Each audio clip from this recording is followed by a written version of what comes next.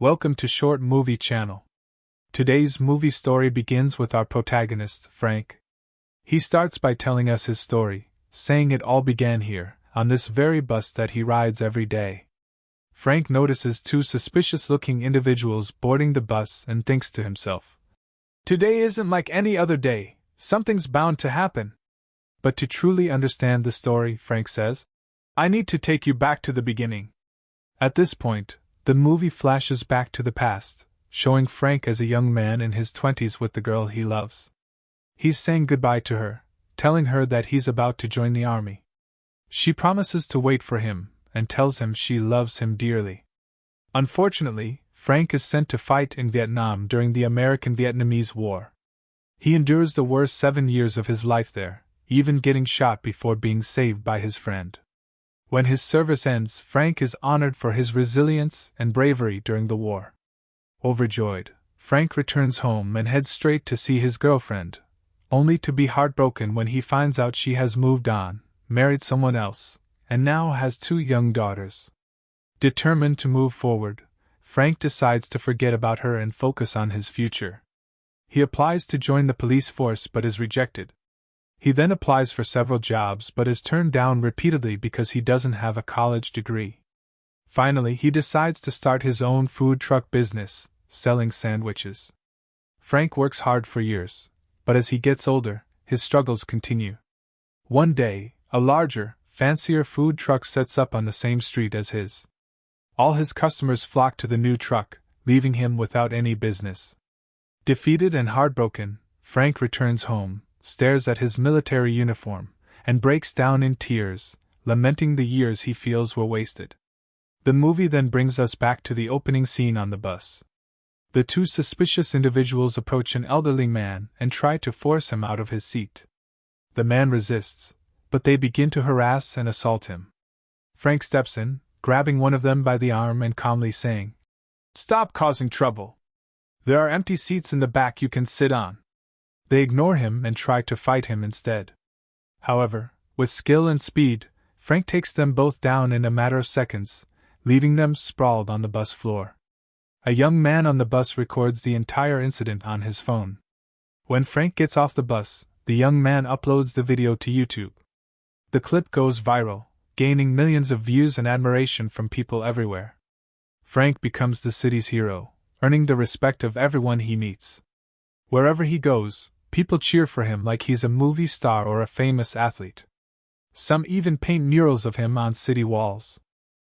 One time, Steve and his mom were guests on a very popular TV show. During the episode, Steve said, "I'm not a hero or anything like people say about me. All I want is to find a decent job to make a living." As we know, Steve wasn't very lucky in life. A few months later, his mom passed away. His close friend, Klon, stood by his side during the funeral, trying to comfort him during this tough time. His mother left him nothing but the house she owned, which he inherited to live in. Klon helped him move all his belongings into the new house as he began adjusting to his new life. They sat down to rest for a bit, and Frank expressed his wish, saying, "I wish luck would smile on me just once in my life so I could finally find stability." Klon responded, "Don't worry, buddy. Everything will get better, and life will be just fine."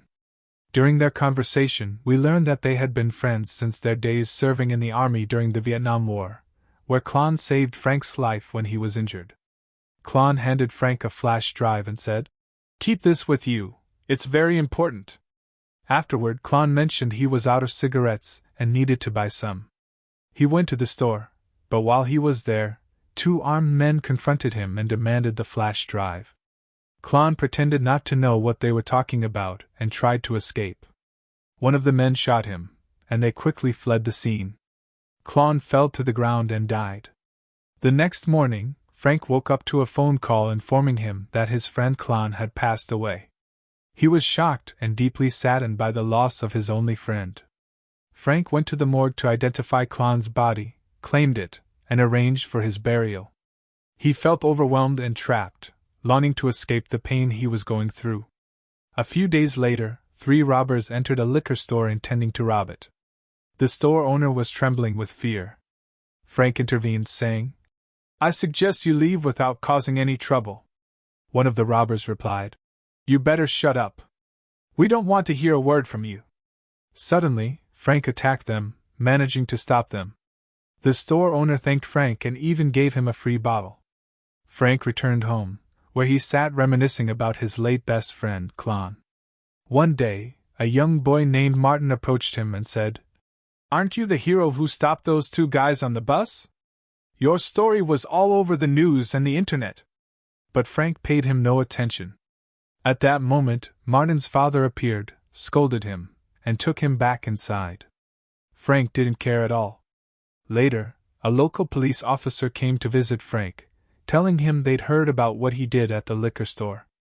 The officer advised Frank to avoid violence and hand over criminals to the police instead.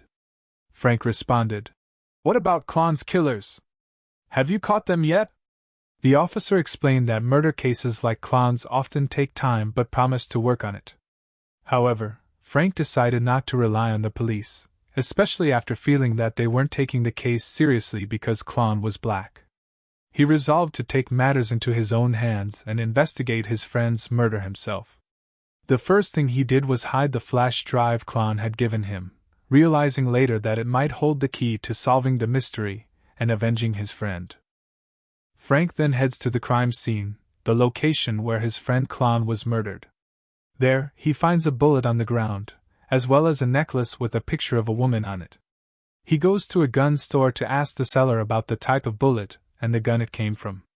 The seller informs him that this type of weapon is commonly used by criminal gangs and outlaws. When Frank shows him the picture of the woman on the necklace, the seller identifies her as the wife of a gang member named Terrence and provides Frank with her home address. Frank goes straight to the address and knocks on the door. The woman answers, holding her little daughter in her arms. Frank tells her that he's looking for Terrence and mentions the necklace he found. He hands it to her, and she explains that Terrence hasn't been home for 2 weeks.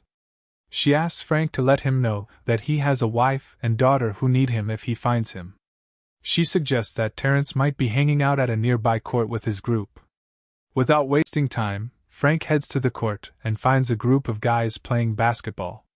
Frank approaches them and asks about Terrence, but one of the guys mocks him and insults him. Frank retaliates by punching him hard and then takes down another guy. The others, witnessing what happened, get scared and confess that someone named Bernardo likely knows where Terrence is. They give Frank Bernardo's address. Frank heads to Bernardo's address but ends up in a confrontation with one of the men there. Frank fights him and eventually subdues him, forcing him to reveal Terrence's location. The man admits that Terrence is at a particular bar and provides Frank with its address. The scene shifts to the city's mayor meeting with a dangerous gang leader named Panther. The mayor tells Panther to keep a low profile for the time being and avoid any trouble in the city, as the mayor is preparing for an election. He also orders Panther to take care of that guy, Frank, who's been causing problems for everyone, referring to him as the vigilante. Panther agrees, realizing this will clear the way for their operations after the elections. The movie cuts back to Frank, who is helping an elderly woman load her groceries into her car. Suddenly, the two men he fought on the bus earlier appear in a car and start shooting at him. Frank quickly shields the elderly woman and dodges the bullets. He feels lucky to have escaped unharmed this time. Later that night, Frank witnesses his neighbors, Martin's parents, fighting violently. He intervenes to check on the woman's well-being and offers to take her and her son, Martin, to stay with him. She agrees, and they go to Frank's place. There, he helps clean her wounds caused by her husband's abuse and shares a meal with them, bonding over food and conversation. The next day, Frank heads to the bar to find Bernardo. When he inquires about him, a thug mocks Frank, calling him the tough guy everyone is talking about.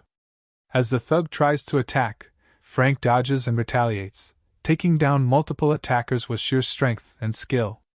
After neutralizing everyone, the bartender nervously tells Frank that Bernardo is upstairs.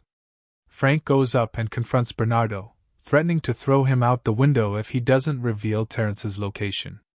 Bernardo, terrified, admits he doesn't know exactly where Terence is but tells Frank that Terence is connected to a woman named Tatiana who works at a massage parlor.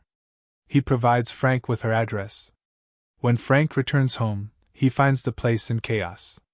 Suddenly, a huge, muscular man ambushes him, grabs him tightly, and demands the flash drive that Frank had.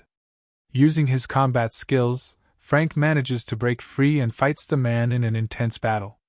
Despite the man's strength, Frank overpowers him and throws him out of the window. Frank takes the flash drive and heads to Martin.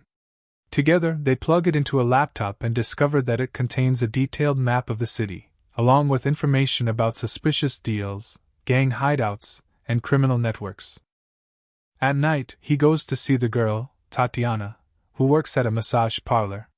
He asks her about Trans, and she says, "We were together for a while, but we broke up. I don't know anything about him now."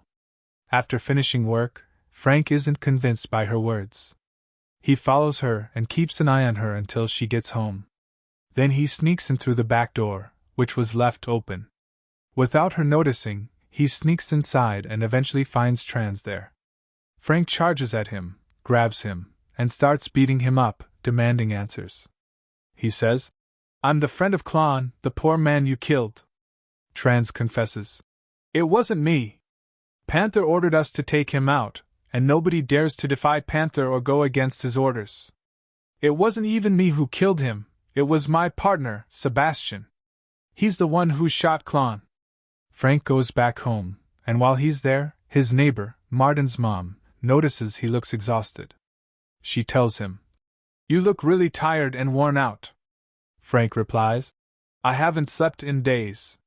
She advises him, "Go get some rest, take a shower, freshen up, and come over for dinner tonight.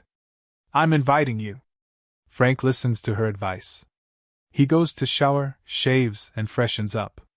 Afterward, he contacts an officer he knows, a respectable one, and hands him the flash drive he had. Frank warns him, "Take care of this. That flash drive was the reason Klon was killed. It contains highly sensitive information about gangs and their operations." Later, Frank heads to the church, where he confesses to the priest that he's planning to do something today that might keep him from entering heaven. He tells the priest, "I'm going to take revenge for my friend Klon, and I won't let his killers get away with it." Frank then goes to Panther's headquarters and confronts him along with 2 of his men. Panther asks about the flash drive, but Frank plays dumb, pretending he doesn't know anything about it. Suddenly, Frank attacks them, but Panther overpowers him, and Frank passes out. When Frank regains consciousness, he finds himself tied to a chair. Panther and his men start torturing him, shocking him with electricity and beating him, trying to make him confess the location of the flash drive. Despite all the pain, Frank refuses to talk. Panther then orders his men to take Frank's wallet to find out where he lives. After discovering Frank's address, Panther leaves for his house and orders his men to finish him off. Meanwhile, Frank manages to burn through the ropes tying him up using a match he had hidden. He frees himself and throws the lit match into barrels of oil and gasoline, causing a massive explosion. In the chaos, Frank fights Panther. Panther strikes Frank with a sharp weapon, injuring him, but Frank chases him as Panther tries to escape. The chase leads them to a bus, which Panther hijacks. Frank jumps onto the bus, and they have an intense fight as each tries to kill the other. Eventually, the bus crashes, and Panther's vehicle is hit by a train. However, Panther miraculously survives and continues running. Frank also escapes the wreckage and continues chasing him. Out of nowhere, the 2 criminals who Frank had previously fought on the bus show up. They taunt him, saying, "What's up, man? Are you like a cat with 9 lives or what?" They aim their weapons at him, planning to beat him and regain their pride while recording it. But Frank takes them down quickly, leaving them sprawled on the ground before continuing his pursuit of Panther. By the time Panther reaches Frank's house, he encounters Frank's neighbor. Panther grabs her and threatens her with a knife, demanding the location of the flash drive. The terrified woman insists she knows nothing. At the perfect moment, Frank arrives and confronts Panther. However, Panther is strong and beats Frank badly, throwing him out of the house. Panther follows him outside, continuing the fight. Neighbors gather to watch the commotion. Even Frank's neighbor tries to help by hitting Panther, but he shoves her to the ground. Seeing this, Frank musters all his strength, stands up, and delivers a series of powerful blows to Panther, finally knocking him down. The police arrive just in time to arrest Panther.